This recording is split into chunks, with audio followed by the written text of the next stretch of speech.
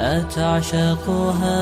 أم رثيت لحالي فجئت تشاركني في السهام. هلو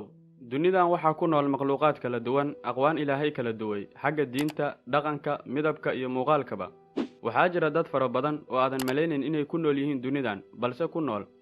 dadkan aan maanta kuugu sheegi doono halkan waxay ka mid yihiin dadka dunida ugu caansan run ahaantii ilaahay ayaa qof walba u abuuray una sameeyey suurad gooniya ilaahay ayaana dhahay walaqad karamnaa bani aadama bini aadamka waan karaamaynay waxaana ka abuurnay suuradda ugu wanaagsan halkan waxaan maanta kuugu soo bandhigayaa dad aad ka yaabaysi waxa ay samayn karaan ama awoodaan iyo qaabka uu u eg yahay muuqaalkooda halkan waxaan kuugu soo gudbinayaa 5 qof ee ugu layaabka badan dunida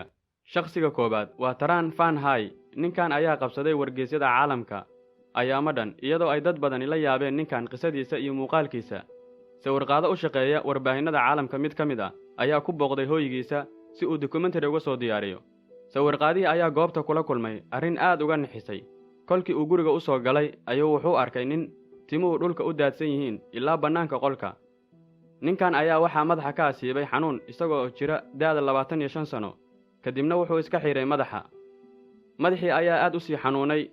ninkan ayaa xilligaas wixii ka dambeeyay go'aansaday inuusan timihiisa dambe iska jarin 50 sano kadib timihiisa ayaa waxay dhaafeen lugihiisa 22 feet culayskooduna waxay noqdeen 23 pounds ninkan ayaa markii la weydiiyay waxa ku kalifay arrintan ayaa waxa uu ku jawaabay xanuun madaxa iga asiibay dartiis ayaa igu kaliftay inaan timahayga mar dambe jarin Taran Van Hay ayaa loo aqoonsaday ninka ugu timaha dheer caalamka ninkan ayaa waxa uu u dhashay dalka Vietnam wuxuuna dhashay sanadu markay ahayd 1936 Taran Van Hay ayaa geeriyooday sanadii 2010 isagoo jira daada 79 sano dadkiisii ayaa ku tilmaamay inuu ahaa nin naxariis badan oo deeqsi ah dadkana caawin jiray wuxuuna dadka ku daweyn jiray dawooyinka heerbalka shakhsiga labaad ee muuqaalkeena maanta waa Yu Shan Huan waa nin u dhashay dalkaasi China ninkan ayaa muuqaalkiisu ka duwan yahay dadka kale muuqaalkooda 96% ninkan jirkiisa waxaa ku daboolan timo aad u fara badan ninkan ayaa wuxuu dareemayaa raaxo la'aan isagoo sheegay goorta uu jidka marayo inay dadku ku maadeystaan iyagoo la yaaban qaabka uu eeg yahay muuqaalkiisa Yu Shan Huan waxa asiibay cudur ku dhaca dadka si naadir ah oo aan fara badnayn cudurkan ayaa magaciisa waxa la yiraahdaa hypertrichosis kaas oo keena koritaanka timaha qofka waana cudur dhif iyo naadir ah Yu Shan Huan ayaa yiri anigu waan ku faraxsanahay qaabka aan u ekahay waana cajiib qof ani ila mid ma jira dunidan balse dadka qaar ayaa noloshaada ku ogoleen wax yar oo nafis xitaa sababtoo ah dadkaasi waa dadka ku nool nolosha beenta ah naftadoodana aan ku kalsoonayn laakiin waan ku faraxsanahay noloshayda ninkan ayaa waxa uu leeyahay gabar ay isjecel yihiin wuxuuna abuuray website uu ku soo bandhigo sawiradiisa si uu u noqdo qof caan ah oo dunida laga wada yaqaan wuxuuna jecel yahay inuu noqdo dadkan heesaaga ah ee la yiraahdo rock star shakhsiga saddexaad ee aan muuqaalkeena ku soo qaadan doono waa Ekaterina Lizina gabadhan ayaa waxa loo aqoonsaday gabadha ugu lugaha dheer dunida markay ka soo muuqatay barnaamij la yiraahdo Morning of Hollywood oo lagu wareysto dadka jilaaga ah gabadhan ayaa labadii wariye ee wareysanaya waxay u fuuleen jaranjaro si ay qoorteeda u gaaraan muuqaalkaas ayaa dad badan ka yaabiyay sidoo kale gabadhan ayaa waxay ciyaartaa ciyaarta basketballka waana mid ka mid ah khibradaha ay leedahay gabadhan ayaa u dhalatay dalkaasi Russia dheerarka lugaheeda ayaa waxay gaarayaan 6 feet iyo 9 inchi gabadhan ayaa caan ka noqotay dalkeeda Russia iyadoo loo bixiyay aktarada ugu dheer caalamka xilliga ay jidka marayso dadka ayaa isku qabsada inay sawir la galaan dadka qaarna waxa ay la yaabihiin muuqaalka dheerarkeeda shakhsiga afaraad ee aan muuqaalkeena ku soo qaadanayno waa Nick Storbell waa ninka ugu carabka dheer dunida aan maanta noolnahay ninkan carabkiisa ayaa cabirkiisu wuxuu gaarayaa 10 cm carabkiisa ayuu wuxuu ku soo taabanayaa sankiisa sidoo kale suxulkiisa ninkan ayaa ah nin majaajiliste ah dadkana uga qosliya mucjisadiisa ninkan ayaa galay buugga World Record isagoo loo aqoonsaday shakhsiga ugu carabka dheer dunida daadiisu waa 24 sano jir ka soo jeeda California laakiin dhalashadiisa rasmiga ah ayaa waxay tahay Canadian sidoo kale ninkan waa xirfadle artiste ah 2015 ayaa loo aqoonsaday ninka ugu carabka dheer dunida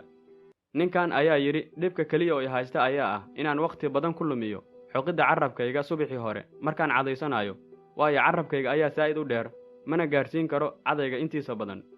shakhsiga sanaad ee ugu layaabka badan dunida ayaa ah Dean Karnazes madaalaha aan marna neefsan orodyahanada dunida oo dhan waxay istaagaan markay gaaraan goobtii loogu talagalay ee guusha lagu kala qaadayay, laakiin Dean Karnazes marna ma istaago.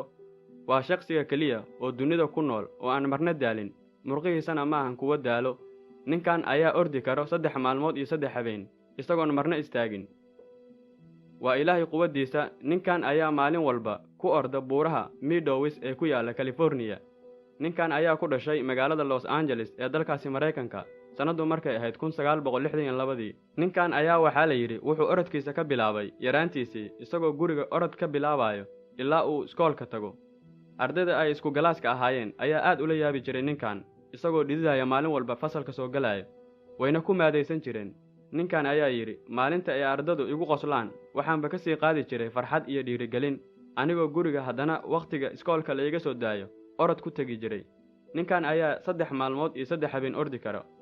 isagoona daqiiqad istaagayn. Dean Karnazes ayaa yidhi waxaan isku arkay mucjisadan wakhtigan 11 sano jiray oo aan iskoolka dhiganayay. markaan iskoolka ka soo ordo oo aan guriga imaado ma dareemi jirin wax daala.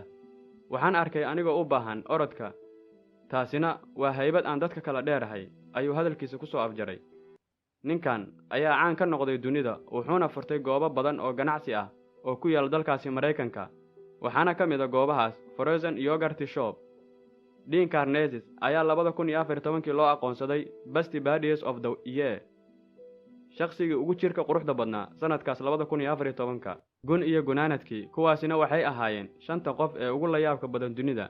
intaan barnaamijkan kan xiga kugu arki doono waxaan kaaga tegayaa walaal farxad waartiyo guul aan dhammaan. channelkana sii faafiya, fideogana like saara. mahadsanidin. waa walaalkiin Saki Cabdi Yaasiin.